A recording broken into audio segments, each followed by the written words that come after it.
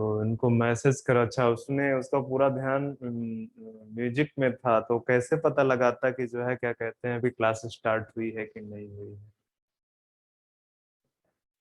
मेरी आवाज आ रही है तुम लोगों को?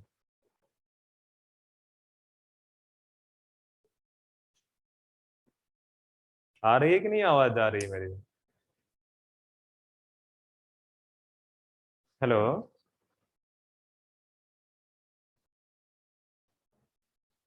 बच्चे मेरी आवाज आ रही है? Yes sir.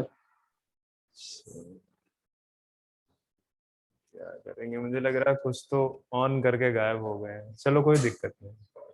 तो ये कुछ एरिया मैंने बोला कि जो सेरेब्रम का कुछ एरिया है सेंसरी एरिया है, मतलब कि जो सेंसरी एक्टिविटीज है वो इस एरियाज में होती हैं। मोटर एरिया में बेसिकली मोटर वाली एक्टिविटी होती है, मोटर न्यूरोनल एक्टिविटी है, ठीक है। और जो एसोसिएशन एरिया है ये ना तो क्लियरली सेंसरी है ना ही क्लियरली मोटर है। तो लिख दो, ये बड़ा इंपॉर्टेंट पॉइंट है। Neither clearly sensory nor nor motor.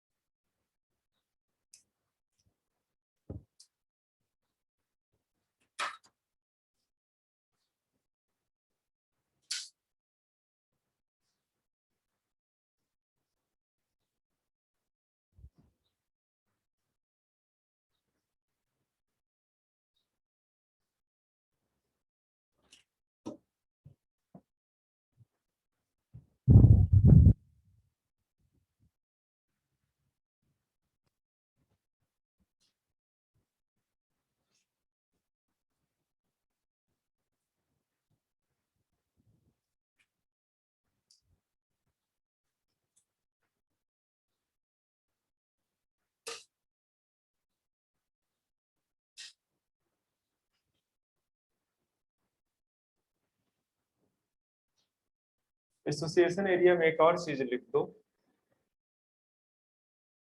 these areas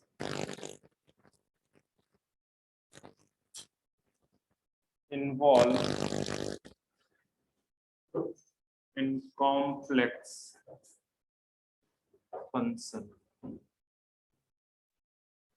functions such as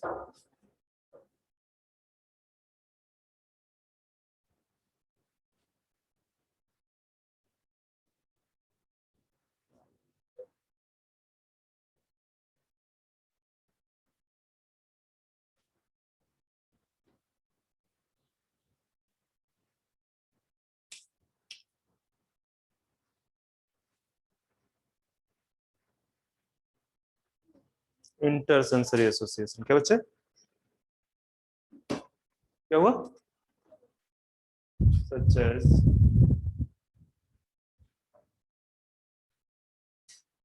इंटरसेंसरी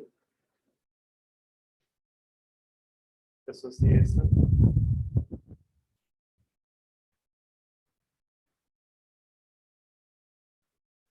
memory and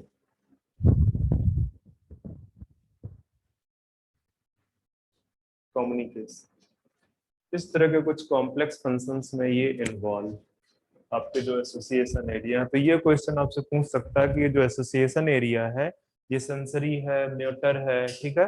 एक ऑप्शन ये दे देगा, neither clearly sensory nor clearly motor.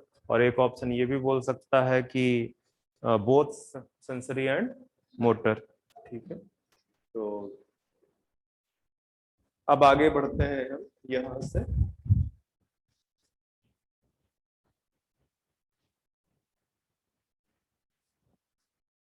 Thalamus के ऊपर।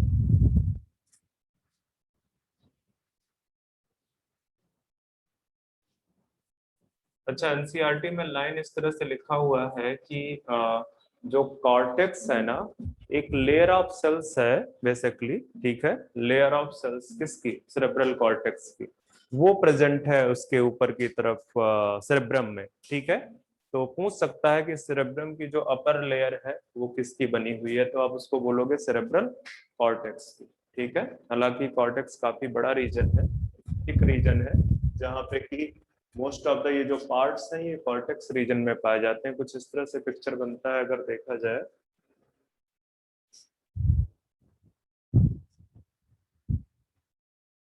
तो इस तरह से कुछ पार्ट है यहाँ पे। तो ये जो बीच वाला रीजन है बेसिकली ये एसोसिएशन है, इधर का सेंसरी है, इधर का मोटर है, कुछ इस तरह से है। ठीक है, बट आपको उतना डीप में नहीं जाना है, आपको बस जितनी चीजें यहाँ पे लिखी हुई हैं सफिशिएंट। अब ये जो थैलमस है यहाँ पे लिख दो, cerebrum wraps around a structure known as thalamus। ठीक है, तो ये भी क्वेश्चन पूछ सकता है कि कौन सा स्ट्रक्चर है जिसके ऊपर जो है सेरेब्रम रैप किया हुआ है।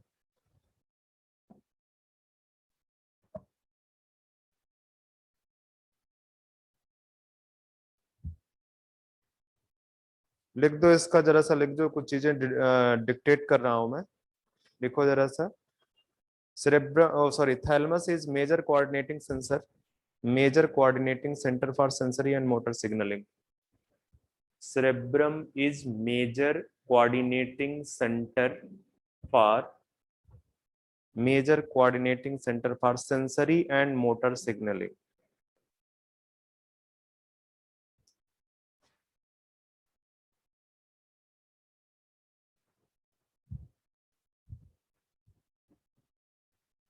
Major coordinating centre for sensory and,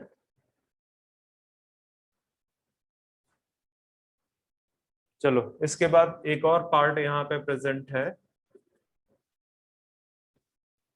hypothalamus. Hypothalamus, ठीक है, तो ये जो हाइपोथैलेमस है ये प्रेजेंट है बिलो थैलेमस, थैलेमस के नीचे प्रेजेंट है। ये भी एक इम्पॉर्टेंट पार्ट है बेसिकली, एक important part of fore brain. क्यों ये, क्योंकि बहुत सारी जो फिजिकल एक्टिविटी है, फिजियोलॉजिकल एक्टिविटीज हैं, उनके रेगुलेशन में रोल प्ले करता है। ठीक है, क्यों कुछ बोले? तो ये जो तुम मास्क लगाई हुई हो ना, चेक करो इसको नेट पे, इस मास्क का कोई इंपॉर्टेंस नहीं है, इसको लगाना और ना लगाना बराबर है, इससे अच्छा वो मास्क है। इनसे लेके जाना एक mask free of cost, free में दिया है ना तुम लोगों को, हाँ? नहीं, ये तो लगता है यहीं से लिया है, तुम लोग भी ले ले, इनके पास बहुत सारे पड़े होंगे। क्योंकि इससे इसमें इसमें जो है, मैं अभी देख रहा था कुछ डॉक्टर्स जो है दिखा रहे थे, इसको पानी में, इसके ऊपर पानी डालोगे ना तो पानी निकल पड़ेगा। जब पानी नहीं रोक पा रहा तो वायरस को कहां से रोके? हाँ, अच्छा, कुछ लोगों ने खरीद रखा हुआ है क्या इतने सारे? नहीं, इसको कोई मतलब ही नहीं है, या तो N95 वो खरीदो जो पूरा कवर करके रखता है, नहीं तो वो ज्यादा बेटर है। पर ये भी 3 लेयर है कि नहीं इसमें, कि ऐसे ही है? कितनी लेयर दिख रही है उसमें? इसमें भी 2 ही लेयर है। अरे सही जगह से खरीदो जाके mask.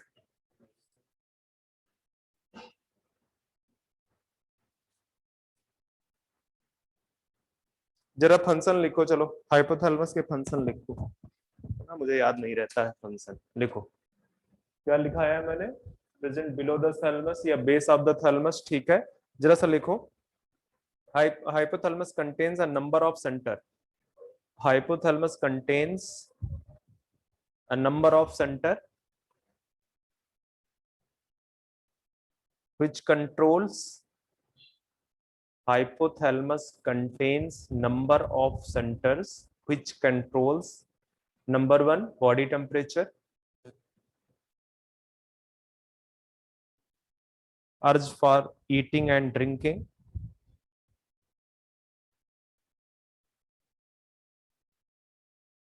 urge for eating and drinking। मतलब थर्मो रेगुलेशन के लिए सेंटर कहाँ पे प्रेजेंट होगा? हाइपोथैलेमस में। आपको भूख लगती है या आपको प्यास लगती है, वो कहाँ पे उसका रेगुलेशन होगा, कहाँ से?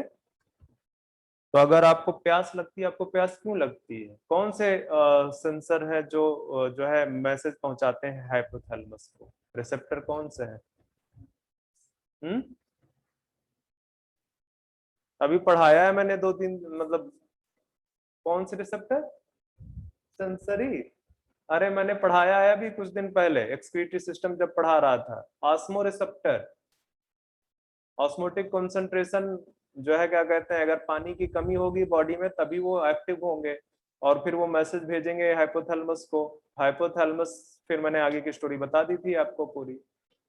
ठीक है, तो चलो एक और पॉइंट लिखो। It also contains several, it also contains several group of it also contains several group of neurosecretory cells.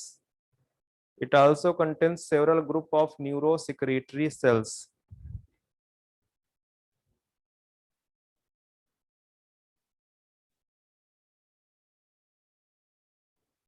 It also contains several groups of neurosecretory cells which secrete neurohormones, which secrete neurohormones। तो अब neuro hormones next chapter में पढ़ेंगे। ठीक है, दो type के hormones basically निकलते हैं, एक इनहिबिटरी हार्मोन होते हैं, दूसरे रिलीजिंग हार्मोन होते हैं। तो वो जो पार्ट है वो हम नेक्स्ट चैप्टर पे पढ़ेंगे। या लिखी दो चाहे, न्यूरो हार्मोन्स है बेसिकली। जैसे जैसे ये न्यूरॉन है ना, ये न्यूरॉन, ठीक है, ये इसके एंडिंग है, तो यहां से बेसिकली यहां से वो न्यूरॉन्स रिलीज होते हैं। ठीक है, तो जो न्यूरॉन के एंडिंग से इस तरह से न्यूरो हार्मोन रिलीज हो रहे हैं, मतलब न्यूरो जो भी हार्मोन केमिकल रिलीज हो रहा है उसको क्या बोल रहे हैं हम? Neuro hormone. इसको इस तरह से भी रिप्रेजेंट कर देते हैं, एनएच। ठीक है, तो ये जो न्यूरो हार्मोन है ये दो टाइप के, एक है रिलीजिंग हार्मोन, रिलीजिंग हार्मोन, ठीक है, और दूसरे हैं इनहिबिटरी हार्मोन। ठीक है, अब रिलीजिंग हार्मोन बेसिकली कौन कौन से? बहुत सारे। ठीक है, पर ये अफेक्ट किसको करते हैं, ये रेगुलेट किसको करते हैं? बताओ। ट्रॉपिक हार्मोन बोलो या सीधे सीधे बोल दो ग्लैंड। ठीक है, पिट्यूटरी, पिट्यूटरी ग्लैंड के ऊपर ही तो एक्ट करते हैं ना ये, पिट्यूटरी ग्लैंड। तो बाकी का काम तो आगे कर लेंगे। ठीक है, अब एक और चीज देखो, जो इनर मोस्ट पार्ट है, किसका? Inner most part of cerebral hemisphere, inner most part of cerebral hemisphere plus और कुछ स्ट्रक्चर है लाइक एमेग्डाला, लाइक हिप्पोकैम्पस। ये तीनों मिलके क्या बनाते हैं? Limbic system. ये पूछ सकता है कि लिम्बिक सिस्टम में कौन कौन से स्ट्रक्चर प्रेजेंट है। ठीक है, लिम्बिक सिस्टम में कौन कौन से स्ट्रक्चर प्रेजेंट है ये आपसे पूछ सकता है।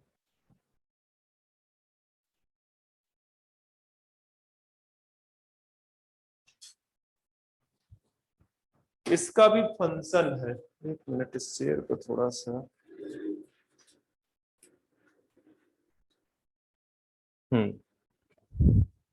ये जो लिम्बिक सिस्टम है, ठीक है, along with hypothalamus, ये हाइपोथैलेमस के साथ कुछ कुछ फंक्शन रेगुलेट करता है। क्या रेगुलेट करेगा? Regulate the sexual behaviour,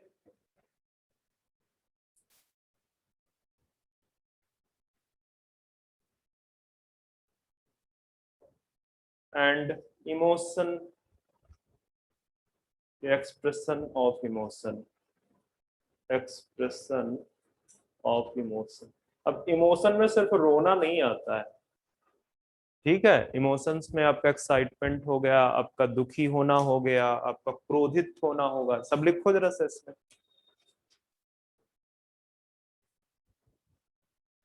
excitement,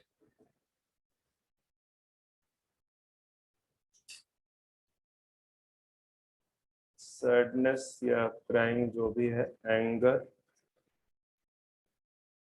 और भी है क्या कोई?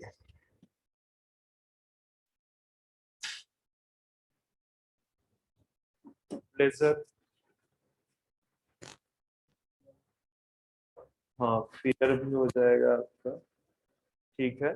ये एक और लिख दो यहाँ पे, sexual behaviour, expression of emotion and motivation लिख दो बच्चा, एंड मोटिवेशन। मोटिवेशन भी बेसिकली हाइपोथैलेमस और यही सब कंट्रोल करते हैं। ये बड़े इंपॉर्टेंट है, इनको याद रखना, ठीक है, क्योंकि हाइपोथैलेमस के फंक्शन इस तरह से पूछ लेता है।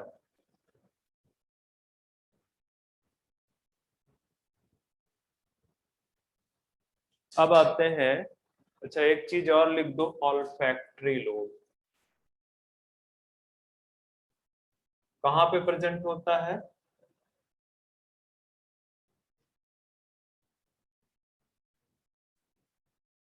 सेरेब्रम में ही प्रेजेंट, ठीक है।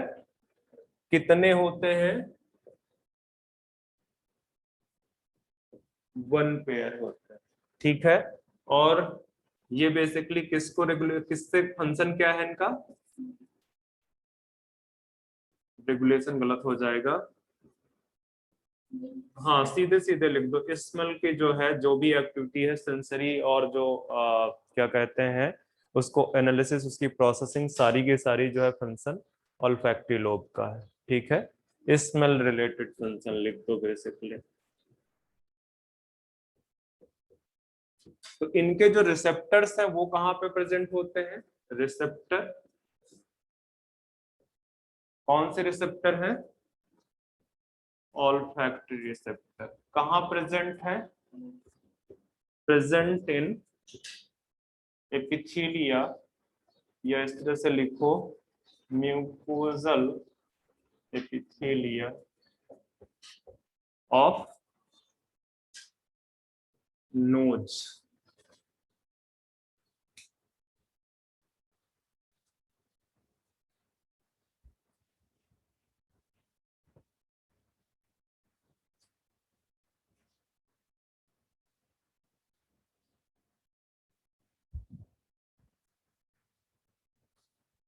अब आते हैं मिड ब्रेन पे।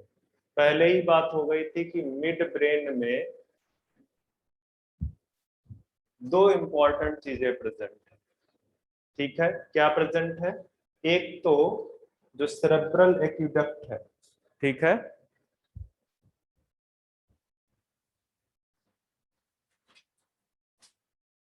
पास थ्रू, इसके थ्रू पास करता है। दूसरा, यहाँ पे कुछ सेंटर पाए जाते हैं, ठीक है, 4 सेंटर हैं, जिनको क्या बोलते हैं? Corpora Corti. कितने सेंटर है? 4। इस ग्रुप्स लिख दो बेसिकली, 4 ग्रुप्स। इससे ज्यादा आपसे मिड ब्रेन से शायद नहीं पूछेगा कुछ, मैं एक बार चेक कर लेता हूँ।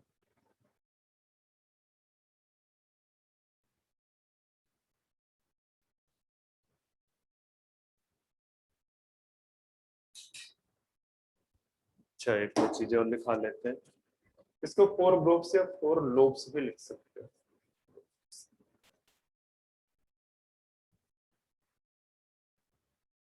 किस साइड पे प्रेजेंट है ये? Dorsal side. Mid brain basically लिख सकते हो कि present between fore brain and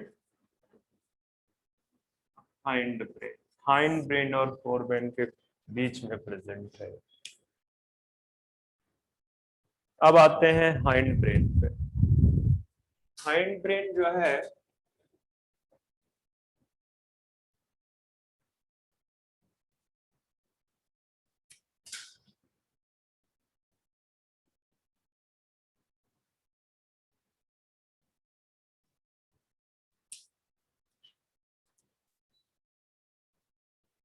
मैंने पहले भी बता रखा था कि हाइंड ब्रेन में कितने रीजन है?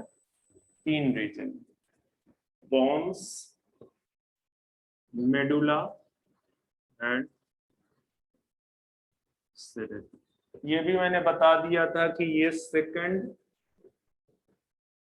Largest part of brain. ठीक है, मेडुला पे बाद में आते हैं, पॉन्स और मेडुला पे। ठीक है, अगर आप स्ट्रक्चर ध्यान में होगा जो मैं ब्रेन का स्ट्रक्चर बना रहा था, तो शायद इस तरह से अगर आप देखो,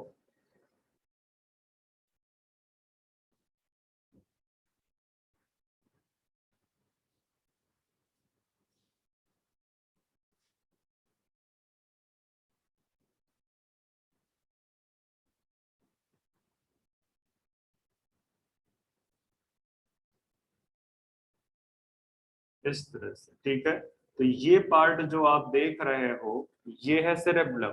ठीक है, इधर वाला ये पार्ट क्या है? पॉन्स। और ये वाला पार्ट क्या है? मेडुला। ठीक है, बाकी नीचे चले जाओगे तो ये आपकी वर्टिब्रल कॉलम है। तो यहाँ पे भी बहुत सारे इस तरह से कन्वर्जन प्रेजेंट होते हैं। ठीक है, उससे क्या हो जाता है कि सरफेस एरिया इनहांस होता है। ठीक है, ब्रेन का सरफेस एरिया, ये वाला जो पार्ट है बेसिकली क्या है? सेरेबेलम। ठीक है, तो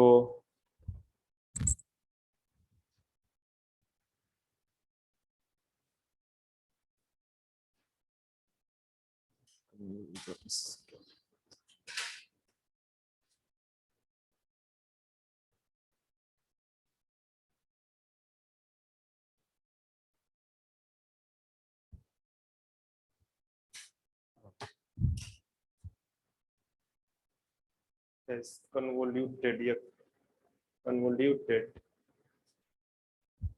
surface to enhance, increase surface area। Surface area को एनहांस करने के लिए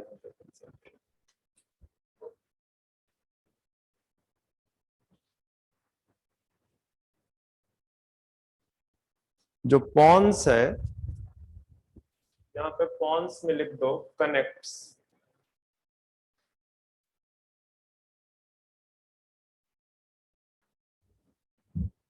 मिड ब्रेन विथ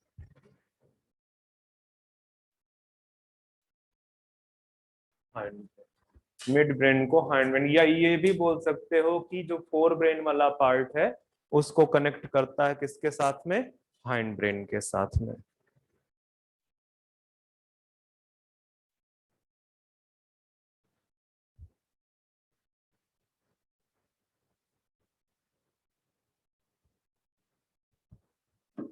एक और पॉइंट लिख दो यहीं पे, contain fibre tracts that connect different region, that connect different regions। Different regions को ये क्या करता है? कनेक्ट करता है।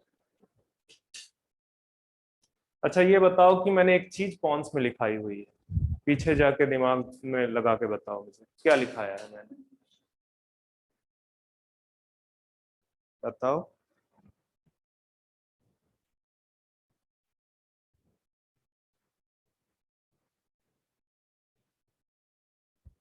नहीं याद है? Respiratory system, pneumotaxic centre. हाँ, तो वो प्रेजेंट नहीं है, कहाँ प्रेजेंट? मेडुला में मेन है, पर उसको मेडुला को जो कंट्रोल कर रहा है, जो रेस्पिरेटरी रिदमिक सेंटर को कंट्रोल कर रहा है, वो कौन है? न्यूमोटैक्टिक सेंटर। वो कौन में प्रेजेंट है? कौन से? मेडुला रेगुलेट्स, बताओ क्या क्या रेगुलेट कर रहा है? गैस्ट्रो,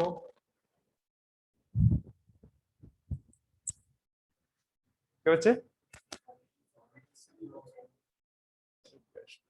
रिफ्लेक्सेस है या क्या है? गैस्ट्रो, और आपके कार्डियोवैस्कुलर, कार्डियोवैस्कुलर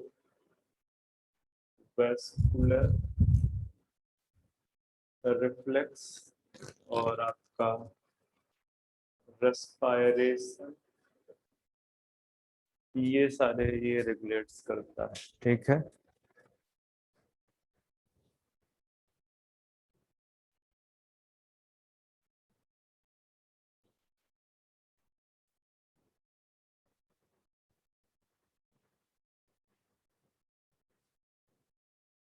तो यहाँ से बस एक लास्ट पार्ट है, एक लास्ट पॉइंट है, इसके बाद आपका ब्रेन वाला पार्ट खत्म हो जाएगा।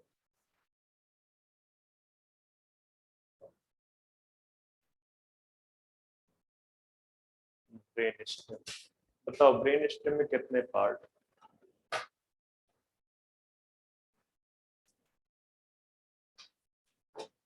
कौन कौन?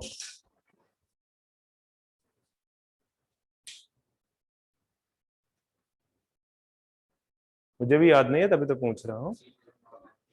हम्म,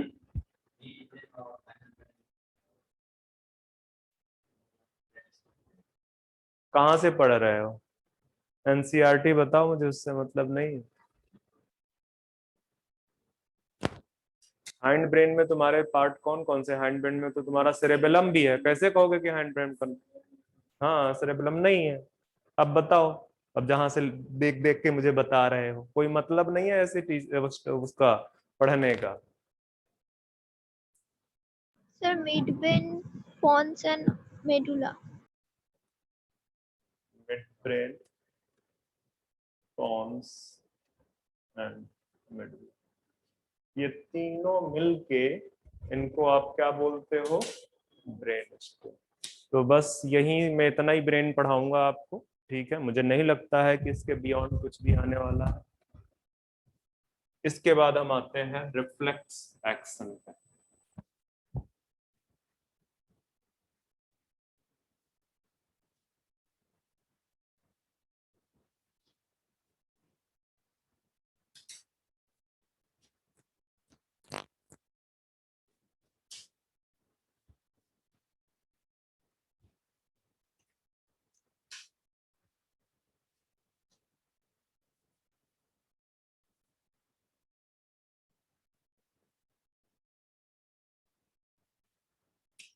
जो रिफ्लेक्स एक्शंस हैं आपके,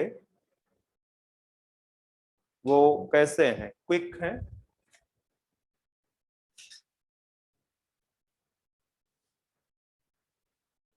सडन रिस्पॉन्स है, ऑटोमेटिक है ये,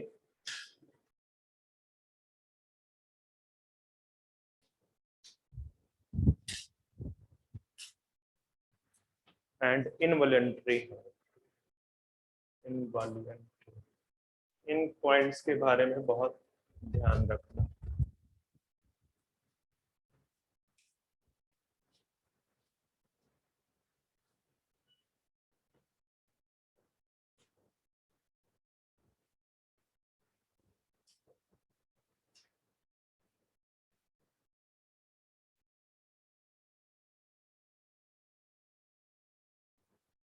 लिखो जरा सा,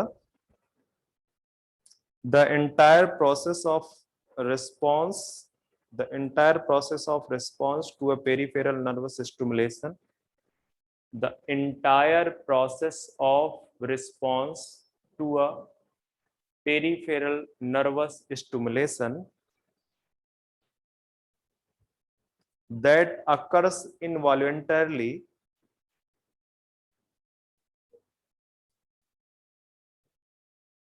peripheral nervous system बच्चे, peripheral nervous system, sorry, stimulation, peripheral nervous stimulation that occurs involuntary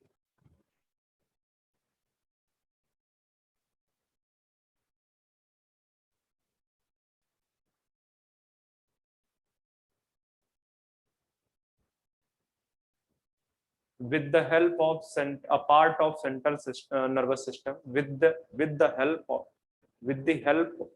of a part of with the help of a part of central nervous system, with the help of a part of nervous system, central nervous system, is known as reflex action.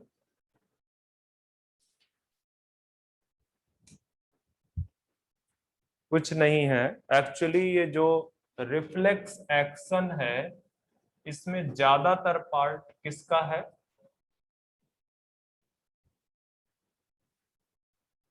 Peripheral nervous system, ठीक है। हालांकि दोनों part play करते हैं, ठीक है, peripheral nervous system भी है और आपका सेंट्रल नर्वस सिस्टम भी है। तो अगर मैं यहाँ पे सबसे पहले एक डायग्राम तो मैं आपको बनाता हूँ स्पाइनल कॉर्ड का, ठीक है।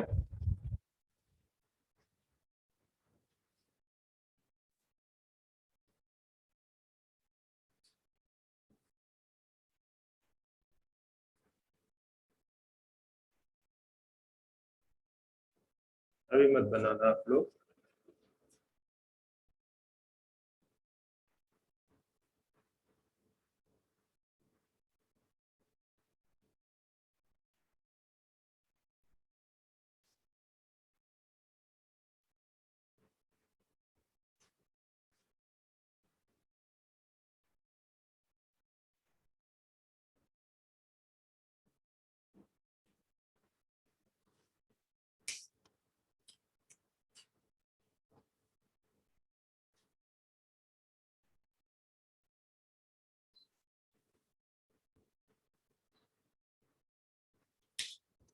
ये जो बाहर से आपको दिख रहा है, मैंने क्या बताया था कि जब स्पाइनल कॉर्ड का आप नर्वस सॉरी ट्रांसवर्स सेक्शन काटोगे तो बाहर की तरफ कौन सा मैटर होगा? व्हाइट। और ये जो रेड से बना हुआ है पूरा खाली नहीं है, भरा हुआ है, ये भी भरा हुआ है, ये आपका ग्रे।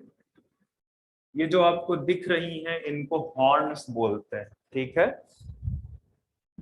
ये जो है क्या कहते हैं, इसमें से ऊपर वाली जो है इनको क्या कौन सी हॉर्न बोलते हैं?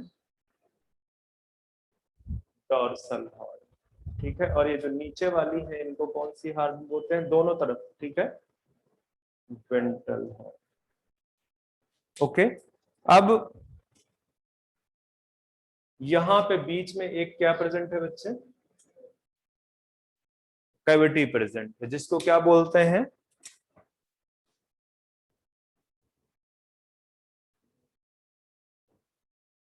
न्यूरोसील, ठीक है, न्यूरोसील बोलते हैं, ठीक है। इधर से डॉर्सल हॉर्न की तरफ से सपोज कर लो ये जो है ना एक इफेक्टर ऑर्गन, ठीक है। इफेक्टर में गलत बोल रहा हूं, सेंसरी ऑर्गन, सेंसरी ऑर्गन में ही क्या प्रेजेंट होंगे बच्चे? रिसेप्टर, ठीक है। और इधर की तरफ मैं आपका बना दे रहा हूं इफेक्टर ऑर्गन, ठीक है। और यहाँ पे क्या प्रेजेंट होंगे? यहाँ पे इफेक्टर ऑर्गन के लिए बेसिकली ऐसे ऐसे ऑर्गन्स प्रेजेंट होंगे जो जो जो क्या बोलते हैं, इधर से जो रिस्पॉन्स आएगा, ठीक है, उसको फंक्शनली प्ले करेंगे, ठीक है। तो इसको बोल सकते हो इधर ई लिख देता हूं मैं, इफेक्टर ऑर्गन, ठीक है। यहां से ये चूंकि सेंसरी ऑर्गन है, यहाँ पे रिसेप्टर प्रेजेंट है, तो इधर की तरफ से ये इंफॉर्मेशन को ले जाएगी एक न्यूरॉन, इसकी तरफ इधर से न्यूरॉन्स ले जाएगा, ठीक है। यहाँ पे एक गैंग्लियंस प्रेजेंट होता है, उसके बारे में, इसको गैंग्लियन का नाम लिखना चाहो तो अभी लिख दो।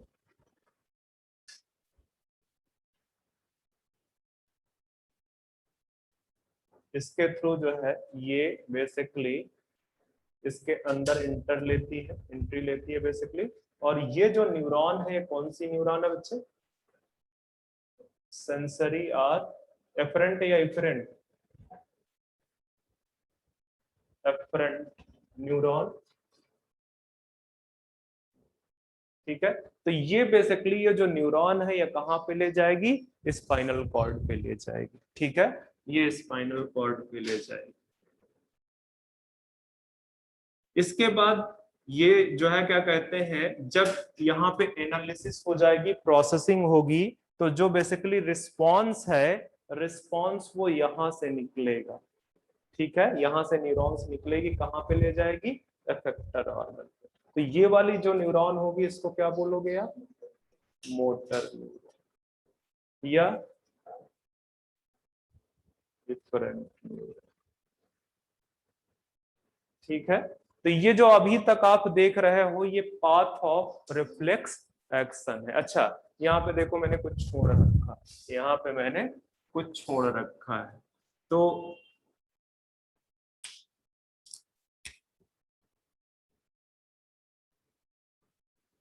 इन दोनों न्यूरॉन्स के बीच में क्या प्रेजेंट होगा? एक इंटर न्यूरॉन्स प्रेजेंट होगा। यहाँ पे आपका एक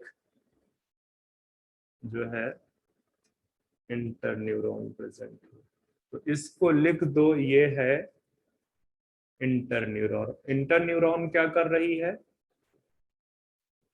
इसका काम है एसोसिएशन एस्टेब्लिश करना between sensory neuron and motor neuron, ठीक है। Sensory neuron and motor neuron के बीच में एसोसिएशन एस्टेब्लिश करना इसका काम है। तो आपके सामने पाथ बिल्कुल क्लियर है। सेंसरी ऑर्गन से स्टिमुली चलेगी,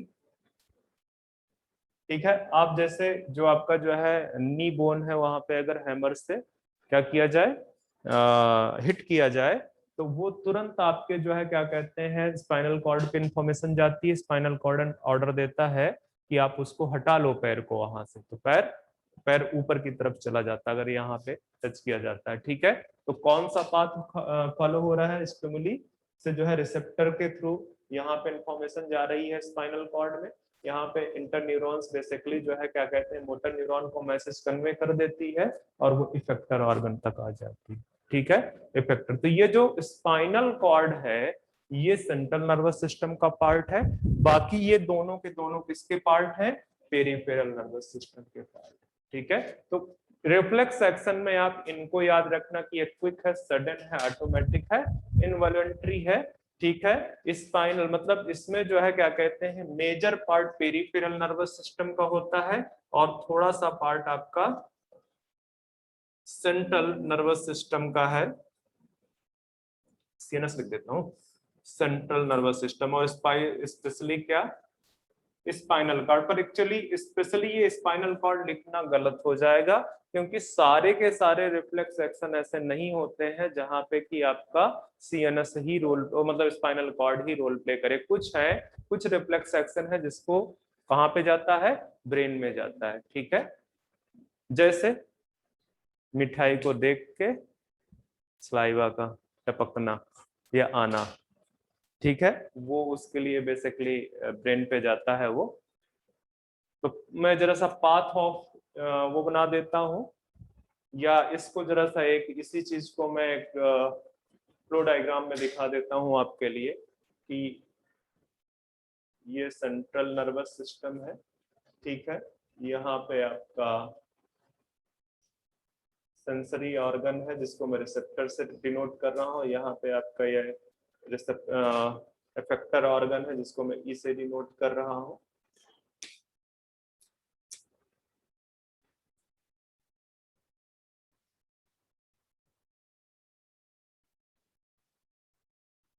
यहाँ से स्टिमुली इंटर कर रही है,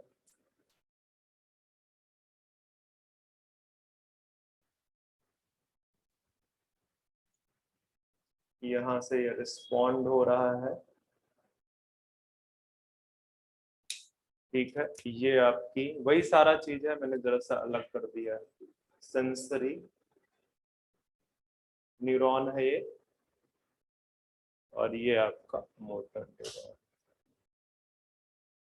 तो ये बेसिकली जो मैंने बताया है ये क्या है, रिफ्लेक्स पाथ। ठीक है, रिफ्लेक्स पाथ है। क्या क्या इन्वॉल्व है, सेंसरी ऑर्गन, आपकी सेंसरी न्यूरॉन, स्पाइनल कॉर्ड, फिर इसके बाद मोटर न्यूरॉन, फिर आपका इफेक्टर। ठीक है, ध्यान में रखना इस चीज को।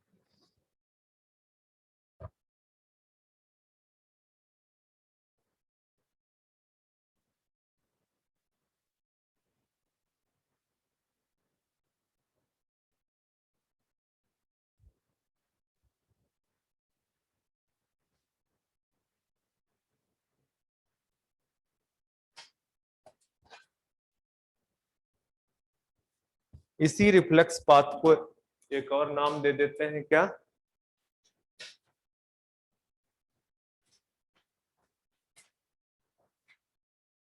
Reflex arch. ठीक है, रिफ्लेक्स आर्च। एग्जाम्पल आप लिखना चाहो रिफ्लेक्स एक्शन का, तो आपके जो एनसीईआरटी में है क्या है, नी जर्क। ठीक है, नी जर्क। तो यहां से आपका ये रिफ्लेक्स एक्शन भी फिनिश है।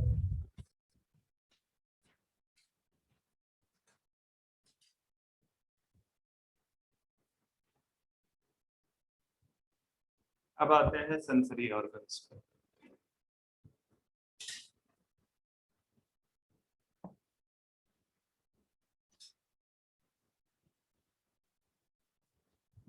तो सेंसरी ऑर्गन तो कई सारे हैं।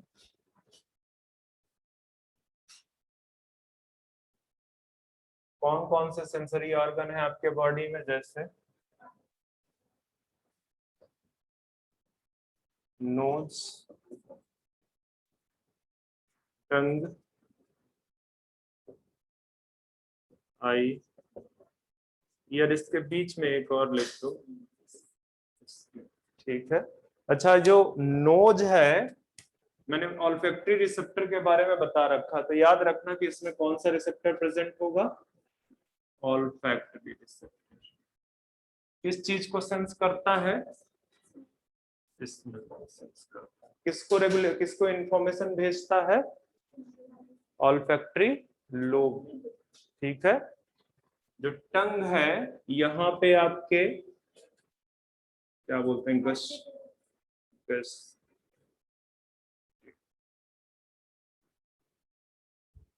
रिसेप्टर प्रेजेंट है। और किस चीज को स्मेल कर, सॉरी टेस्ट को करते हैं, सेंस करना। ठीक है, स्किन आपका बेसिकली यहाँ पे किस तरह के रिसेप्टर प्रेजेंट है, टच रिसेप्टर प्रेजेंट है, और टच को सेंस करेंगे। ठीक है, या थिग्मो रिसेप्टर भी कई बार बोल देते हैं इनको। ठीक है, इसके बाद आई जो है, इसके बारे में हमको पढ़ना है, ईयर के बारे में हमको पढ़ना। मैं एक और चीज बताता हूँ, जैसे ही ह्यूमन फिजियोलॉजी हमारी खत्म होगी, हम रिप्रोडक्शन वाला पार्ट एक्स्ट्रा में रखेंगे, और यहाँ पे हम स्टार्ट कर देंगे जेनेटिक्स। ठीक है, ताकि आपका जेनेटिक्स भी पैरेलल में चलने लगे, आपके ऊपर से स्ट्रेस और खत्म हो जाएगा। तो आई पे आपका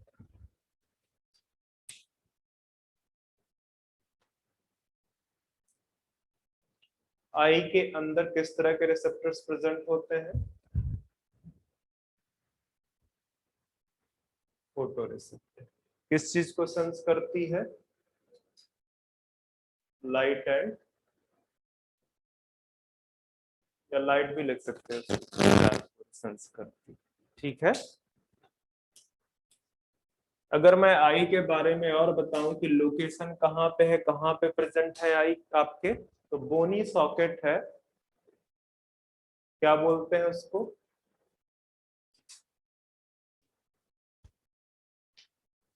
ऑर्बिट, ठीक है, ऑर्बिट में प्रेजेंट है। ये मुझे बताने की जरूरत नहीं है वैसे तो, 1 पेयर ऑफ आइज प्रेजेंट है आपके पास।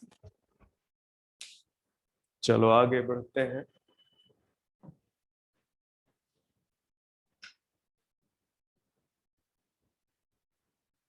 अगर आप आई का स्ट्रक्चर देखोगे तो अप्रोक्सीमेटली ये जो आपको पीछे आगे से पार्ट दिखता है बहुत छोटा है, आई थिंक 1/6 पार्ट आपको दिखता है, ठीक है। फिर 5/6 पार्ट कहाँ पे है, पीछे, ठीक है। आई का जो मेजर पार्ट है वो कहाँ पे प्रेजेंट है, ऑर्बिट में, अंदर आई ऑर्बिट। इसको पूरा नाम आई ऑर्बिट बोलते हैं, ठीक है, चाहे तो लिख ही दो आई ऑर्बिट।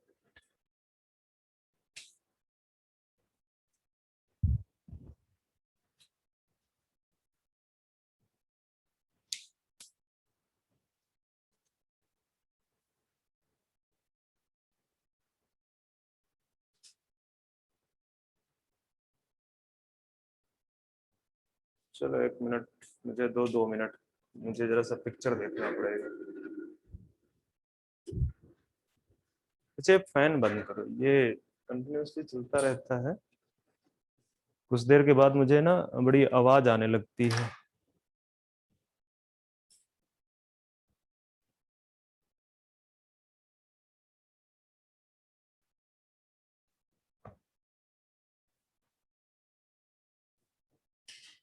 अच्छा मुझे एक बात बताओ, मैं आपको मूवमेंट वाला चैप्टर पढ़ा चुका हूँ, मूवमेंट्स, उसमें जो मसल्स में न्यूरोमस्कुलर जंक्शन है उसका एक और नाम है,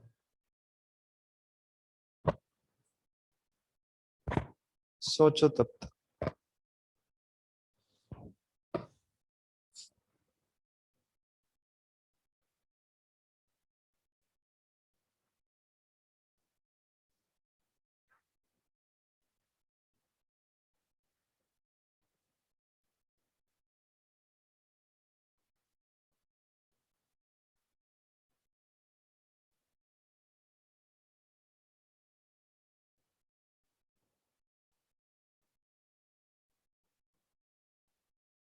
बताओ, मोटर एंड प्लेट,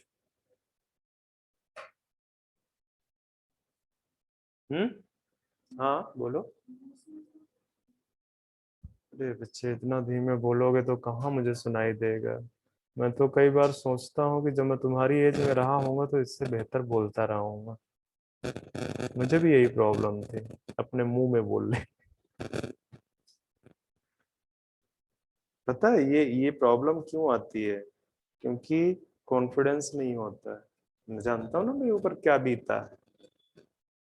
मैं +2 में था हिंदी मीडियम से, फिर इसके बाद ग्रेजुएशन में एडमिशन लिया तो अचानक से मीडियम चेंज हो गया। अब शुद्ध हिंदी मीडियम का पढ़ा लड़का, ठीक है, उसको जैसे ही इंग्लिश मीडियम आया तो उसके तो हालत खराब। अब क्लास में बैठूं तो वैसे चाहे मेरा ना बायोलॉजी बड़ा वीक था, ऑलरेडी वीक था बायोलॉजी मेरे। तो मुझे बॉटनी तो थोड़ी बहुत समझ में आ जाए, केमिस्ट्री पूरी समझ में आ जाती थी आराम से। बॉटनी में करीब 3-4 टीचर अच्छे थे, 3 टीचर अच्छे थे तो उनकी बात समझ में आती थी, और जो बाकी के टीचर होते थे वो भी फॉर्मेलिटी करने आते थे, भगवान भरोसे। अच्छा स्टार्टिंग जब होता है, जब आप एंट्री लेते हो तो उस दौरान आपका जो है पार्ट जो चल रहे होते हैं, जैसे एल्गी चल रही होती है, सब लोअर वाला पार्ट चल रहा होता है। अच्छा लोअर वाले पार्ट के टीचर बड़े बकवास, उनको उनको बहुत इंटरेस्ट नहीं होता था पढ़ाने में, गवर्नमेंट जॉब थी भाई। तो जूलॉजी में महान टीचर थे वो, मतलब बेहद महान टीचर थे। तो अब मेरा क्या हो कि मुझे कुछ समझ में आए, क्लास में बच्चा कितना बड़ा, 120 बच्चा। आप जो है क्या कहते हैं, अच्छा 11th 12th में मैं कभी स्कूल गया ही नहीं था, ऐसे ही क्योंकि पढ़ाई होती नहीं थी तो छोड़ दिया मैंने स्कूल जाना, घर पे ही बैठ के पढ़ता होता था। तो स्कूल भी मतलब उतना नहीं, और जब आप कॉलेज में घुसते हो अचानक से स्कूल से, तो बड़ा सा कॉलेज, वहां पे बड़े डिपार्टमेंट्स, और वो मतलब बिल्कुल स्टार्टिंग का सिनेरियो बड़ा अजीब होता है। मतलब आपको मतलब समझ रहे होगे, तुम इमेजिन करो कि विलेज से बच्चा आया हुआ है, उसको बहुत एक्सपीरियंस नहीं है चीजों को, उसने बड़ा शहर ज्यादा नहीं देखा हुआ है। हालांकि 11 ट्वेल्थ मेरी डेफिनेटली शहर से थी, पर चूंकि मैं स्कूल गया ही नहीं बहुत ज्यादा, तो मेरा एक्सपोजर जो था वो रहा ही नहीं। अब मैं वहां गया गया तो मेरे को समझ नहीं आया, तो मैं बंक मार जाता था क्लास से। और बंक मार के जो है ना, हॉस्टल की जो दीवार होती थी, बड़ी ऊपर बाउंड्री बनाई हुई थी, उस पे जाके चढ़कर बैठ जाना। 2-4 दिन मेरा ऐसे ही चला, 5-6 दिन करीब। तो मैंने सोचा बच्चे यहाँ बैठ के भी तो कुछ होना नहीं है, चलो क्लास में ही बैठते हैं चल के। बैठना ही है जब, तो कम से कम प्रॉपर जो है क्या कहते हैं, कुर्सी मेज है वहां पे बैठो ना। नहीं समझ में आएगा तो लिखने की भी जरूरत नहीं है। तो अच्छा, धोखे से कभी कभी कुछ टीचर पूछ ले तो मुंह पे आवाज निकलनी ही नहीं, कॉन्फिडेंस जीरो। तो वही हाल है इसका। जो है अंदर से जब कॉन्फिडेंस है ही नहीं है तो बोलोगे क्या आप। मुझे पीएचडी तो मेरी बायोटेक्नोलॉजी में है ना। बायोटेक्नोलॉजी या जितने भी ये अप्लाइड सब्जेक्ट हैं, ये बायोलॉजी, बेसिक बायोलॉजी से डिफरेंट है। बेसिक बायोलॉजी में मेमोराइज करने को ज्यादा हो जाता है, क्योंकि हम बहुत ऊपर ऊपर चलते हैं। तो जब आप बहुत ऊपर ऊपर चलते हो तो बहुत ज्यादा आपको समझ में नहीं, वो नहीं आता है, मतलब कॉन्सेप्ट बिल्डिंग नहीं हो पाती है। और दूसरा सबसे बड़ी बात, मैं इसीलिए तो बोलता हूँ ना कि टीचर आपको अच्छा मिला नहीं। भाई 11 ट्वेल्थ में अगर टीचर अच्छा होता, मैं पढ़ लेता, तो मेरे को जो है चीजें समझ में आने लगती। और आपने बायोलॉजी ले तो ली, और एक्चुअली मैं सही पूछो तो मैं बायोलॉजी का स्टूडेंट किसी एंगल से था ही नहीं। मैं जो अपना स्कूल था जहाँ से मैं 9th-10th कर रहा था, तो वहां पे तो मैं बोलता था कि बायो तो लेनी ही नहीं है, समहाउ बस क्लियर हो जाए। तो उतना तो था ही कि पेपर का पैटर्न ऐसे होता था कि 1 मार्क्स वाला क्वेश्चन इतने आने हैं, 2 मार्क्स वाले क्वेश्चन इतने आने हैं, उनको मेमोराइज करना आसान होता है। सब्जेक्टिव क्वेश्चन मुझे में दिक्कत थी मुझे, तो मैं सोचता था चलो सब्जेक्टिव नहीं भी होंगे तो इतना भी कर लोगे तो ठीक ठाक मार्क्स आ जाएंगे। और उस साल हुआ क्या कि वो जो सब्जेक्टिव क्वेश्चन बनाया, उसने भी उसमें ना दो मार्क्स के क्वेश्चन डाल दिए। तो अब जब 2 मार्क्स क्वेश्चन आपने रटे हुए हैं, सब क्रैम किए हुए हैं, तो मार्क्स जो है वो बहुत आगे निकल गए जाके, मेरे एक्सपेक्टेशन से मच बियॉन्ड मार्क्स बायोलॉजी में निकल गए। और मेरे ब्रदर को लगा कि नहीं, इसको डॉक्टर बनाना चाहिए। बोल तो दिया उन्होंने, अब मैं मुझे कुछ पता नहीं। मेरा जो है क्या कहते हैं, आई थिंक 13.5 years में शायद मेरा 10th कंप्लीट हो गया था। अब उतने छोटे बच्चे को कहाँ से कुछ समझ में आएगा कि चलो ठीक है डॉक्टर बन लेते हैं। जबकि इतना जरूर मुझे श्योर था कि मुझे बायोलॉजी समझ नहीं आती है, क्योंकि निल निल था, बायोलॉजी समझ नहीं आती। अब मैं समहाउ 11th-12th मैंने देखा, 11th-12th मेरी हालत खराब होगी बायोलॉजी में। अब एक बार आप इंटरव्यू ले चुके हो, आपके पास कोई ऑप्शन नहीं है। तो बीच में मैंने 1 साल का प्रिपरेशन किया कि मेडिकल की प्रिपरेशन, चूंकि आए ही इसी चीज के लिए थे, आपने एंट्री ली थी। तो इलाहाबाद में कोचिंग का जो लेवल है वो उस समय बहुत खराब हो चुका था। इलाहाबाद में एक्चुअली बकवास था सब। बायोलॉजी के नाम पे वो कुछ नहीं पढ़ाते थे, मतलब उनको बनाना तो डॉक्टर है, एमबीबीएस, पर बायोलॉजी नहीं पढ़ाई जाएगी। बायोलॉजी के लिए टीचर भी बकवासी आते होते थे और उनको कोई मतलब नहीं। केमिस्ट्री वाले टीचर बड़े अच्छे थे, और फिजिक्स में एक आईटीएन आते थे, तो उन्होंने भी ना पूरी पूरी जो है क्या कहते हैं, फिजिक्स को इतनी बड़ी कॉपी पे पूरी फिजिक्स 11th-12th सब मिला के निपाट दिया। पूरे पूरे साल में वो मैकेनिक्स ही पढ़ाते रहे। अच्छा, मेरा फिजिक्स पहले से ही अच्छा था, तो मुझे उतना फर्क पड़ा ही नहीं। फिजिक्स मेरा बढ़िया था, मतलब तो मुझे कोई फर्क पड़ा नहीं। केमिस्ट्री उन्होंने पढ़ाई इतनी अच्छे से, मतलब इतने दिल से पढ़ाया उन्होंने, कि समझ में आ गया कि किस तरह से केमिस्ट्री पढ़ना है। मतलब मेरे जिंदगी में जो अच्छे टीचर्स थे ना, वो बेस्ट थे। उनसे अच्छा सा टीचर नहीं मिला मुझे अपनी लाइफ में। वो भी यंग ही थे बिल्कुल, मुझे लग रहा जब मैं पढ़ता होता था तो वो हार्डली 25-26 साल के थे वो, और पढ़ाना स्टार्ट किया हुआ था उन्होंने। बहुत दिग्गज पढ़ाया बेसिकली उस लेवल पे। और इसके बाद फिर मैंने जहाँ पे एडमिशन लिया, यूइंग क्रिश्चियन कॉलेज था वो, और वहाँ पे जो है क्या कहते हैं, केमिस्ट्री डिपार्टमेंट बहुत अच्छा था, दिग्गज डिपार्टमेंट था, तो वो भी एक अच्छा रहा। और बायो में फिर वही कहानी, क्योंकि टीचर्स पढ़ाना ही नहीं चाहता गवर्नमेंट वाला। वो अपना जो है क्या कहते हैं, बॉटनी में कुछ टीचर अच्छे थे जो कोचिंग इंस्टीट्यूट में पढ़ाते थे, वो टीचर अच्छे थे, जो नहीं पढ़ाते थे उनके पास कंटेंट ही नहीं रेडी था। एक गवर्नमेंट वाले टीचर में और एक इंस्टीट्यूट, ये जो कोचिंग इंस्टीट्यूट का टीचर, उसमें यही तो फर्क है ना। टैलेंट में तो कम नहीं होते हैं भाई, ऑल इंडिया क्वालिफाई करके आए हुए हैं। बट प्रॉब्लम क्या है कि वो कंटेंट उन्होंने अपना रेडी किया ही नहीं कभी। तो जब तक पढ़ाने के लिए कंटेंट रेडी नहीं होगा तब तक आप जो है पढ़ा सकते ही नहीं। तो जो है क्या कहते हैं, वो वही हुआ। फिर बायो समहाउ मैंने खींचा, कुछ टेक्निकल पार्ट था, जैसे जो प्लांट फिजियोलॉजी वाला पार्ट है, वो टेक्निकल पार्ट है, वो बड़े आराम से निकल गया वो सारा। मतलब समहाउ ग्रेजुएशन में उतना खराब नहीं रहा। फिर मैंने सोचा ऐसा करता हूँ, मैं इसको छोड़ ही देता हूँ। मैं छोड़ के निकल गया, स्विच कर गया बायोटेक्नोलॉजी में। बायोटेक्नोलॉजी में सारे सब्जेक्ट ऑलमोस्ट टेक्निकल हैं। वहां पे आप अगर एक चीज स्टार्ट करते हो तो आपको ना एक सीक्वेंस बनता है कि अच्छा इसकी वजह से ये हो गया, इसकी वजह से ये हो गया, तो रटने वाला पार्ट बहुत कम हो जाता है। तो वो ठीक रहा। मुझे क्या पता था कि एट द एंड जिस चीज से मैं भाग रहा था मैं वापस आ जाऊंगा यहाँ पे। बट अब जब पढ़ी है तो अब ठीक है। अब डर नहीं है उस तरह से मुझे। मैं तो इसको बता रहा था कि मुंह पे जो बोल लेती हो। मेरा भी यही हाल होता था एक टाइम पे आवाज ही नहीं निकलता होता था। इवन मैं जब ग्रेजुएशन कर रहा था तो एक टीचर बोलते हैं कि कई सारे बच्चे तो ऐसे हैं, शायद 3 साल होने को हैं, मैंने उनकी आज तक आवाज नहीं सुनी है।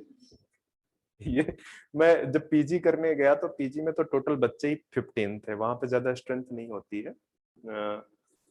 15 या 12 बच्चे थे, 12। अब छोटी सी क्लास होती थी, इसकी हाफ क्लास होगी और उसमें बच्चे बैठे हैं, टीचर पढ़ा रहे हैं।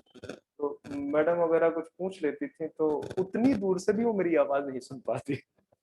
और ये जस्ट बिकॉज एक ही वजह से होता है, क्योंकि आपके अंदर कॉन्फिडेंस लैकिंग। जैसे ही आपके अंदर कॉन्फिडेंस आएगी आपका आवाज अपने आप निकलने लगेगी। मेरा 8 to 9 years का भांजा है, वो बोलता है तो ललकार देता है पूरी तरह से। पूरा ऑनलाइन क्लासेस चल रही होती है, वो सामने मुझे लग रहा है किसी और बच्चे को बोलने ही नहीं देता है। मैडम पूछती है, वो किसी को साथ बोलने ही नहीं देता है इतना ललकार के बोलता है वो। तो ये तो सिनेरियो है। चलो खैर, हम आते हैं अपनी जगह पे। आई एंड ईयर पढ़ाना मेरे लिए सिरदर्द है एक्चुअली। और मैं ऐसे ही पूछो तो ह्यूमन फिजियोलॉजी पढ़ाते पढ़ाते काफी तंग आ गया। इधर भी कुछ बच्चे चल रहे हैं। क्या बच्चे? नहीं, वो मैं देख रहा हूँ बच्चे की अब आने वाले 2-3 लेक्चर में आपका जो है मैं ये खत्म कर दूंगा, ह्यूमन फिजियोलॉजी पूरी खत्म कर दूंगा मैं। 3 लेक्चर ज्यादा मैं इंडोक्राइनोलॉजी को नहीं आगे मैं बहुत बढ़ा रहा हूँ, उसको बहुत स्पीड में फिनिश करूंगा मैं। और इसके बाद मैं आपका जेनेटिक्स पार्ट स्टार्ट करूंगा, ताकि जैसे ही रिप्रोडक्शन आपका फिनिश हो आपका जेनेटिक्स भी खत्म हो जाए। फिर इसके बाद आपका जो एक साइकोलॉजिकल प्रेशर है वो रिलीज हो जाएगा। इसके बाद बाकी के चैप्टर तो आते जाएंगे, फिनिश होंगे, एक एक लेक्चर में एक एक चैप्टर खत्म हो जाएगा। उसके बाद बहुत कुछ है ही नहीं है। एक बायोटेक्नोलॉजी है, बायोटेक्नोलॉजी भी बहुत स्पीड से निकलता है, बहुत स्पीड से निकलता है। अगर आपको जेनेटिक्स का सेकंड पार्ट समझ में आ गया है, कौन सा? Molecular genetics. ठीक है, तो फिर आपका जो है क्या कहते हैं, बायोटेक्नोलॉजी बहुत स्पीड में निकल जाएगा, कुछ है ही नहीं वहाँ पे। पहला वाला चैप्टर थोड़ा कॉन्सेप्चुअल है, सेकंड चैप्टर में ज्यादातर चीजें तो 2-3 बेसिक कॉन्सेप्ट कला के बाकी सारी की सारी तो मेमोराइज करने की है। यही तो समस्या है, आपके 12th का जो ज्यादा पार्ट है वो तो मेमोराइज करने का है, बहुत ज्यादा।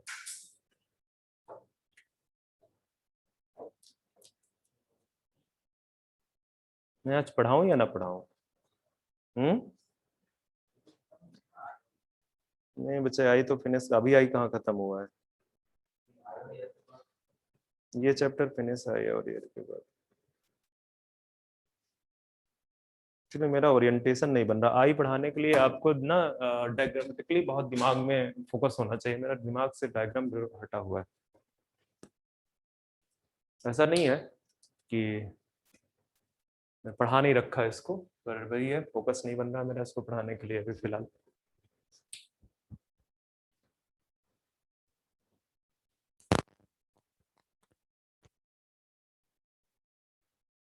चलो लिख दो यहाँ पे कि जो आई बॉल है बेसिकली ये नियरली स्फेरिकल स्ट्रक्चर है। नियरली स्फेरिकल स्ट्रक्चर, ठीक है। अगर आप आई बॉल में देखोगे या आई में देखोगे तो आपको 3 वॉल्स नजर आएंगी, ठीक है, या लेयर्स बोल सकते हो।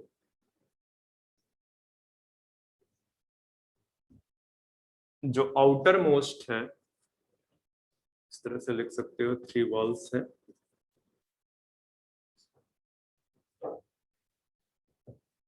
सबसे बाहर की तरफ आपकी कौन सी प्रेजेंट है?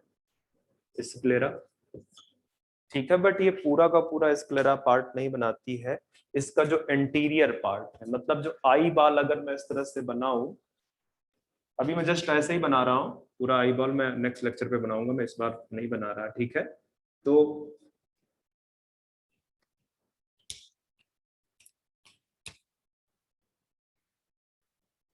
ये जो पार्ट है, ये वाला तो स्क्लेरा है जो रेड से शो हो रहा है, ठीक है। जो रेड से शो हो रहा है ये स्क्लेरा है, और ये जो बेसिकली ब्लू से शो हो रहा है, इस लेयर को आप क्या बोलोगे?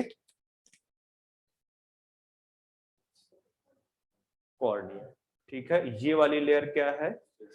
स्क्लेरा, ठीक है। तो आउटर मोस्ट जो पीछे का पॉजिटीरियर पार्ट है वो तो स्क्लेरा बनाता है, और इसी में लिख सकते हो एंटीरियर पार्ट ऑफ स्क्लेरा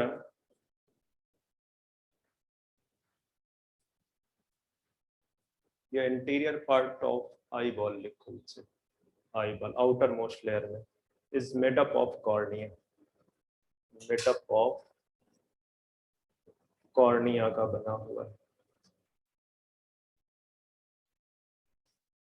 ठीक है। मिडिल लेयर जो है, ठीक है, आउटर मोस्ट लेयर आपकी जो पॉस्टीरियर मोस्ट पार्ट है या posterior most of the posterior part, ठीक है, वो आपकी स्क्लेरा का बना हुआ है। इस पिक्चर को बना लो जस्ट एक ग्राफिकल रिप्रेजेंटेशन के लिए, ताकि आपको आइडिया रहे, ठीक है। मिडिल लेयर में जो है आपका है choroid layer. Middle layer basically आपकी है कोरोइड, ठीक है। और ये जो कोरोइड लेयर है ये हाईली वेस्कुलराइज्ड, ठीक है, ये हाईली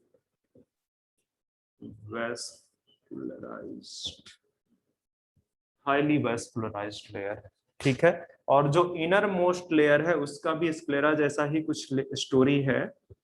इनर मोस्ट लेयर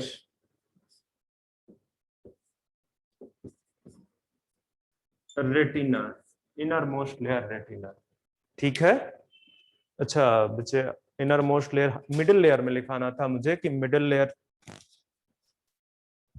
नीचे की तरफ एक नोट डाल दो या उसी में कंटिन्यूएशन में रहो कि जो मिडिल लेयर का नेक्स्ट पार्ट है, आगे की तरफ वाला पार्ट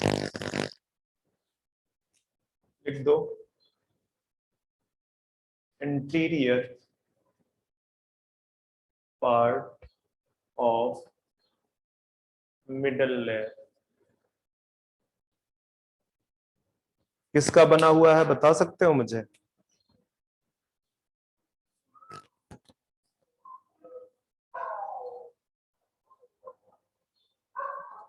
फॉर्म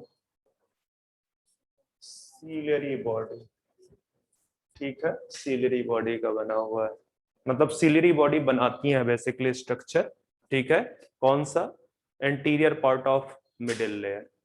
तो ये लेयर्स आपको देखने को मिलेंगी कौन सी आउटर मोस्ट स्क्लेरा, जिसका इंटीरियर पार्ट बेसिकली कॉर्निया बना रहा है, मिडिल लेयर में कोरोइड है, ठीक है, जो कि हाईली वेस्कुलराइज्ड लेयर है। इसका भी जो इंटीरियर पार्ट है वो बेसिकली सिलियरी बॉडी बनाता है, ठीक है। और इनर मोस्ट पार्ट ये रेटिना है।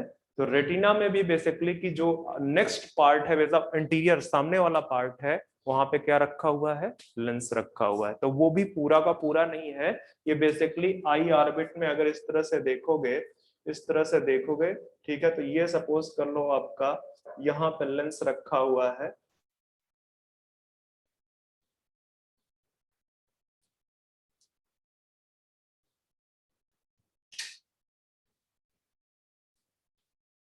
बनाना नहीं है आपको, बस आपको देखना है, ठीक है। तो अगर ये वाली लेयर आपकी रेटिना है, ठीक है, ये वाला लेयर जो है आपका, ये जो पूरा का पूरा लेयर होगा, ये आपका क्या होगा, कोरोइड होगा, कोरोइड। और ये जो सबसे बाहर की फाइब्रस लेयर है इसको बोलोगे आप, ठीक है। ये जो स्क्लेरा है ये आगे चल के बेसिकली कॉर्निया बना देगी इस तरह से, ठीक है। ये जो आपको कोरोइड दिख रहा है, इसी कोरोइड से बेसिकली आपको सिलियरी बॉडी दिखेंगी, सिलियरी बॉडी दिखेंगी इस तरह से, ठीक है। और यहीं पे सिलियरी बॉडी के पीछे वाले पार्ट से कुछ लिगामेंट्स दिखेंगे आपको, suspensory ligament. Suspensory ligament basically किसको होल्ड करेंगे, लेंस को होल्ड करेंगे। और ये जो लेंस है बेसिकली प्रोटीन्स का बना हुआ है, क्रिस्टलाइन प्रोटीन्स का है, कैसा है, ट्रांसपेरेंट है, ठीक है, ट्रांसपेरेंट है। अच्छा, इनके ये तो पूरा आई बॉल है, आई बॉल से आप देखोगे कि बाहर की तरफ अपर एंड लोअर क्या प्रेजेंट है, आईलिड्स, ठीक है। अच्छा, ये जो अपर एंड लोअर आईलिड्स है, यहाँ से एक और लेयर प्रेजेंट होती है, एक और लेयर इसके चारों तरफ यहाँ पे इस तरह से प्रेजेंट होती है, जिसको बोलते हैं कंजक्टाइवा, ठीक है।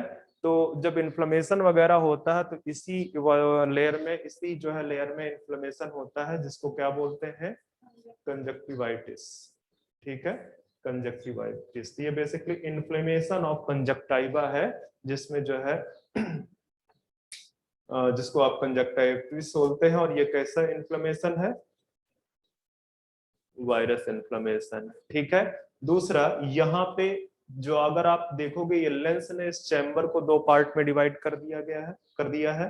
ये वाला चैम्बर एक इंटीरियर चैम्बर है और ये वाला चैम्बर जो है पोस्टीरियर चैम्बर। यहाँ पे जेल लाइक जो है लिक्विड भरा हुआ होता है, तो इस वजह से इसको बोलते हैं विट्रस ह्यूमर। उस लिक्विड को क्या बोल देते हैं, विट्रस ह्यूमर। और इस चैम्बर, पोस्टीरियर चैम्बर को चूंकि यहाँ पे विट्रस ह्यूमर भरा हुआ है, तो इसको क्या बोलते हैं, विट्रस चैम्बर, ठीक है। यहाँ पे एक्वस लिक्विड भरा हुआ है, तो इसको बोलते हैं एक्वस। यहाँ पे जो लिक्विड भरा हुआ है उसको बोलते हैं एक्वस ह्यूमर, ठीक है। और ये जो एक्वस ह्यूमर है बेसिकली इसकी वजह से इस जो चैम्बर को इंटीरियर चैम्बर के अलावा और क्या बोल देते हैं, एक्वस चैम्बर भी बोल देते हैं, ठीक है। तो यही सब कुछ आईज में है। इसके अलावा आप देखोगे कि इसमें दो जगह है, एक जगह तो मतलब पोस्टीरियर पार्ट में एक जगह है जहां से न्यूरॉन्स, कौन सी, ऑप्टिक नर्व, ऑप्टिक नर्व बाहर जाती है, ठीक है, ऑप्टिक नर्व बाहर जाती है और वेस्कुलर सप्लाई अंदर आती है, ठीक है। तो इस स्पॉट को क्या बोलते हैं, ब्लाइंड स्पॉट। क्यों, क्योंकि यहाँ पे बेसिकली कोई photo pigment, photo receptor cells नहीं प्रेजेंट है, ठीक है। तो ये ब्लाइंड स्पॉट है। इसके अलावा एक और स्ट्रक्चर यहाँ पे प्रेजेंट है जिसको फैबिया ल्यूटिया बोलते हैं, ठीक है, फैबिया ल्यूटिया। या इसी को यहीं पे एक स्पॉट प्रेजेंट होता है जिसको क्या बोलते हैं, येलो स्पॉट, ठीक है। तो यहाँ पे सिर्फ कोन्स प्रेजेंट होती हैं, ठीक है। ये फैबिया ल्यूटिया में सिर्फ क्या प्रेजेंट होती है, कोन सेल प्रेजेंट होती है। एक्चुअली जो रेटिना है, रेटिना में दो टाइप के फोटो रिसेप्टर सेल्स हैं, cone cells and rod sales.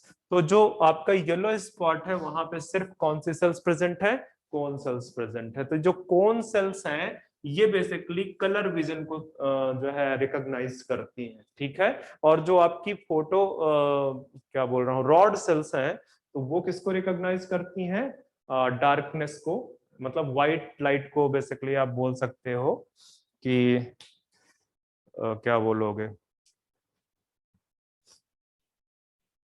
Tubelight जो है बोलते हैं जिसको, ठीक है। उसको रिकॉग्नाइज करते हैं कौन, आपके रॉड सेल्स।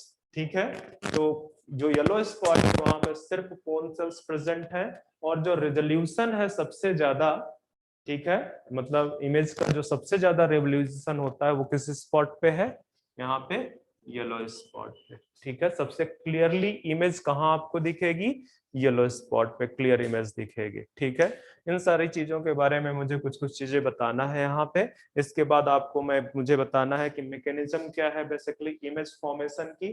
तो इमेज फॉर्मेशन का क्या है कि रेटिना के अंदर जो फोटो रिसेप्टर सेल्स प्रेजेंट है, ठीक है, उसमें बेसिकली इनर टू आउटर चलेंगे तो 3 सेल्स दिखेंगे। कौन कौन सी, एक तो है आपकी ganglion cell, photoreceptor cells हैं। ठीक है, आई थिंक फोटो रिसेप्टर, एक मिनट,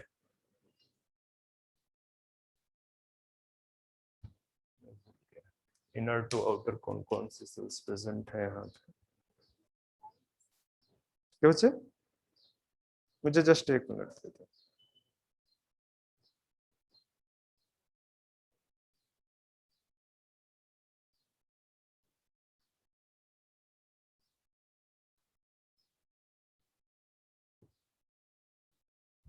हाँ, गैंग्लियन सेल पहले प्रेजेंट है। ठीक है, न्यूरो, मैं रेटिना की बात कर रहा हूँ। ठीक है, जो रेटिना लेयर है, ठीक है, ये बेसिकली न्यूरोसेंसरी सेल्स हैं इस लेयर में। ठीक है, तो वो उसमें आपको इनर टू आउटर जो है 3 सेल्स दिखेंगे। सबसे अंदर की तरफ आपको गैंग्लियन, फिर आपको बाइपोलर सेल्स, और फिर सबसे बाहर की तरफ आपकी फोटो रिसेप्टर सेल। ठीक है, तो फोटो रिसेप्टर सेल में जब लाइट पड़ती है तो ये एक्टिवेट हो जाती हैं। ठीक है, इनके इनके एक्टिवेशन से इनसे जो एक्शन पोटेंशियल जनरेट होता है बाइपोलर न्यूरॉन्स के थ्रू, गैंग्लियंस के थ्रू कहां पे चला जाता है, ऑप्टिक न्यूरॉन्स। ठीक है, ऑप्टिक न्यूरॉन्स क्या बनाती हैं, ऑप्टिक नर्व बनाती हैं। ठीक है, तो जो एक्शन पोटेंशियल जनरेट हुआ है वो ऑप्टिक न्यूरॉन्स को जो है न्यूरॉन्स के थ्रू कहां पे पहुंचेगा, जाके आपके ब्रेन में जो है इसको रेगुलेट करता है। ठीक है, मुझे एग्जैक्टली याद नहीं आ रहा है, ऑप्टिकल रीजन है बेसिकली वो। ठीक है, ऑप्टिकल रीजन, वो उसको सेंटर को पहुंचा देंगी, वहां से इंफॉर्मेशन की प्रोसेसिंग होगी, प्रोसेसिंग करके वो बेसिकली जो है मोटर न्यूरॉन्स के थ्रू वापस से जो है क्या कहते हैं कमांड दे देंगे जिस पार्ट को जो है जरूरत होगी। मतलब अगर मेरे आंखों पे लाइट कोई जो है कर रहा है, डाल रहा है, तो उस समय मुझे जरूरत होगी कि मुझे पलकें क्या करनी है, बंद करनी है। ठीक है, तो वो बेसिकली उस तरह का कमांड होगा या जिस भी तरह का बेसिकली रिस्पॉन्स, क्योंकि आईज क्या करती हैं, वो जो इंफॉर्मेशन दे रही है ब्रेन को, ब्रेन पिछली इंफॉर्मेशन से उसको क्या करवाएगा, कंपेयर कराएगा। ठीक है, ब्रेन के पास भी तो कंपेरेटिव एनालिसिस ही है। ठीक है, जब आप बेबी होते हो तो उसके दौरान पे जो है क्या कहते हैं आपके ब्रेन के अंदर वो इंफॉर्मेशन क्या होती जाती है, स्टोर होती चली जाती है। तो आप जो भी कुछ करते हो, जो भी डिसीजन लेते हो, वो क्या होता है, वो बेसिकली जो प्रीवियस इंफॉर्मेशन है उससे कंपेयर करवाया जाता है, और इसके बाद फिर आपको वो जो है कमांड देता है कि ये करना है। तो जो प्रीवियस इंफॉर्मेशन है वो आपने लर्न की है विद टाइम। ठीक है, तो इस वजह से जैसे आप सीधे जो चल पा रहे हो, वो ऐसा नहीं है कि जो है जैसे ही बर्थ हुआ और आप सीधे चलने लगे, आप गिर गिर के सीखे हो। ठीक है, पहले जो है पैरों के बल चले, फिर उठे, फिर गिरे, फिर उठे, तो वो धीरे धीरे करके वो दिमाग में वो सारी प्रोसेसिंग ऑलरेडी सेट है। चलो, तो मैं आज बस यहीं पे छोड़ रहा हूँ, ये स्ट्रक्चर मैं नेक्स्ट लेक्चर पे बता दूंगा।